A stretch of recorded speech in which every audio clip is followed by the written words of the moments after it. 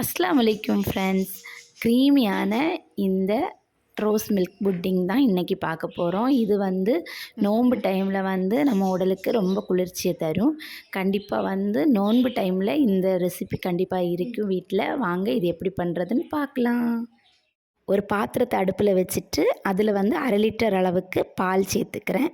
சேர்த்துட்டு இதை வந்து கொஞ்சம் கொதி வந்த உடனே இதில் நமக்கு எவ்வளோ இனிப்பு தேவையோ அந்த அளவுக்கு சுகர் சேர்த்துக்கிறேன். சேர்த்துட்டு நல்லா கரைச்சி விடுங்க. சுகர் நல்லா கரைஞ்சதுக்கப்புறமா இதில் ஒரு 5 கிராம் அளவுக்கு அகர் பவுடர் பண்ணி எடுத்திருக்கேன். அதை வந்து இது சேர்த்துக்கிறேன். சேர்த்து நல்லா கரைச்சி எடுத்துக்கோங்க. அகர் பவுடர் வந்து உங்கள்கிட்ட இல்லை அப்படின்னா கொஞ்சமாக தண்ணியில் அந்த கடல் பாசியை போட்டுட்டு கரைச்சதுக்கப்புறமா இதில் அரிசி சேர்த்துக்கோங்க. இப்போ வந்து ரோஸ் மில்க் ஃப்ளேவர் அந்த இது சேர்த்துக்கிறேன். சேர்த்து லிக்யூடு சேர்த்துட்டு நல்லா கரைச்சி விட்டுட்டு இதை வந்து நல்ல கொதி வந்த உடனே நம்ம எந்த பாத்திரத்தில் வந்து செட் பண்ண போகிறோமோ அதுக்குள்ள அரிசி சேர்த்துக்கோங்க.